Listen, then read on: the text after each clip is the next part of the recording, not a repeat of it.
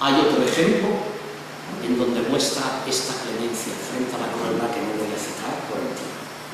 Lejos de ser exclusiva de Calderón, esta manera de contraponer la crueldad a la clemencia o la misericordia está en consonancia con la mentalidad del siglo de oro, y tengo aquí autores como Fray Luis de León, Cervantes, Guillén de Castro, Juan de Mariana, Lope de Vega y Pedro de Rivadeneyra.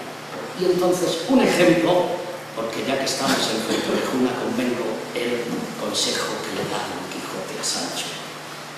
Cuando pudiere y debiere tener lugar la equidad, en el medio,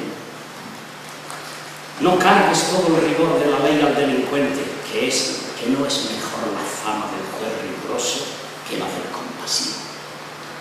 Al culpado que cayere debajo de tu jurisdicción, considérale hombre miserable, sujeto a las condiciones de la degradada naturaleza nuestra, y en todo cuanto fuere de tu parte, sin hacer agravio a la contraria, está pensando en Séneca, muéstrate piadoso y clemente, porque aunque los atributos de Dios todos son iguales, más resplandece y campea a nuestro ver el de la misericordia que el de la justicia.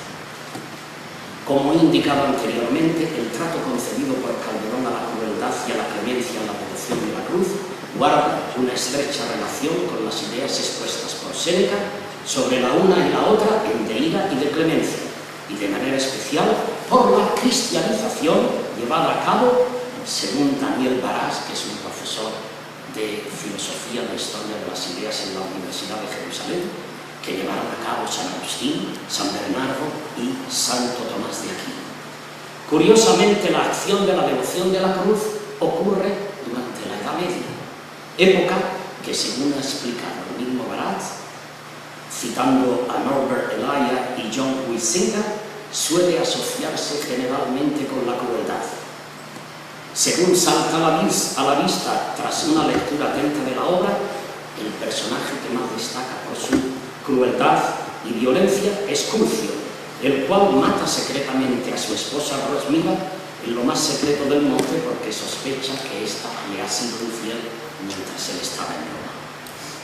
Bien mirada, la acción llevada a cabo por Curcio en contra de su esposa es un acto de venganza, la cual fue estudiada por Santo Tomás de Aquino en De Crudelitate, en su análisis de la crueldad y la clemencia, y cita a Séneca. Dado que resultaría prácticamente imposible explicar en esta breve exposición la complejidad del pensamiento de Santo Tomás en torno a dicha venganza, sirva la siguiente cita como ejemplo.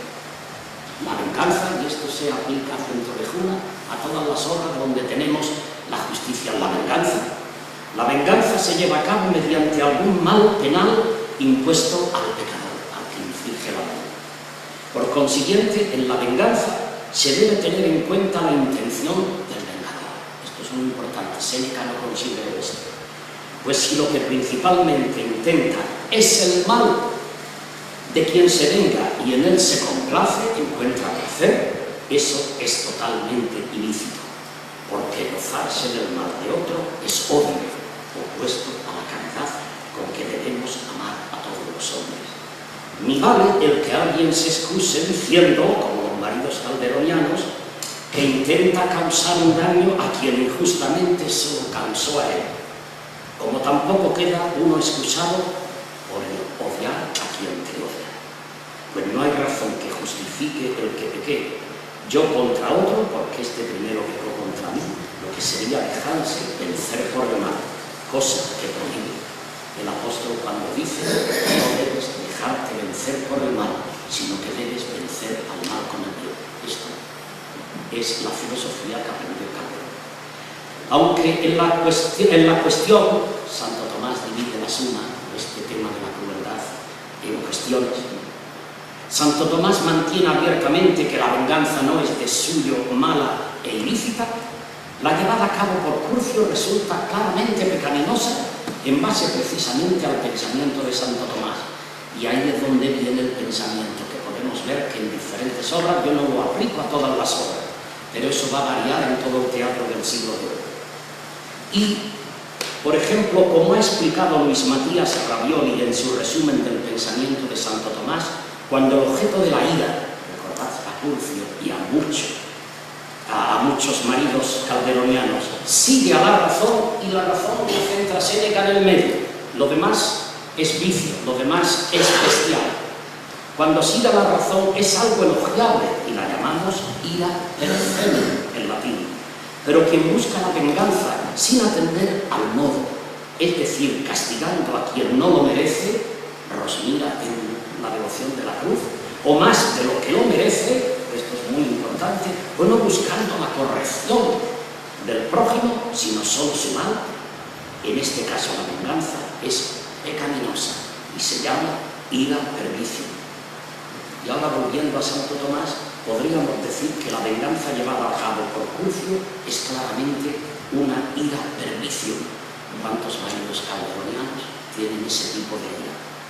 Ya que da muerte a su esposa sin que ésta haya hecho nada para merecerlo.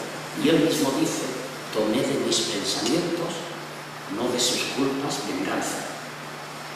Y a tenor de la advertencia de Séneca en su ira, en su libro de la ira, lo que debería haber hecho Curcio tendría que haber sido rechazar el primer movimiento hacia la ira.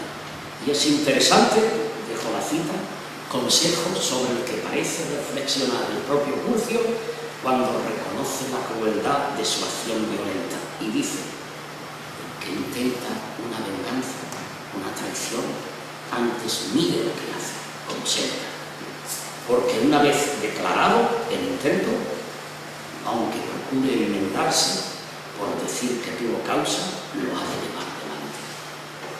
Ya he apuntado en mi edición de la devoción de la cruz el estado de ignorancia y de sinrazón en el que se sitúa Curcio, y aquí cito también a Bruce Roper, que dice que esta ignorancia es la que domina por la pasión de la ira.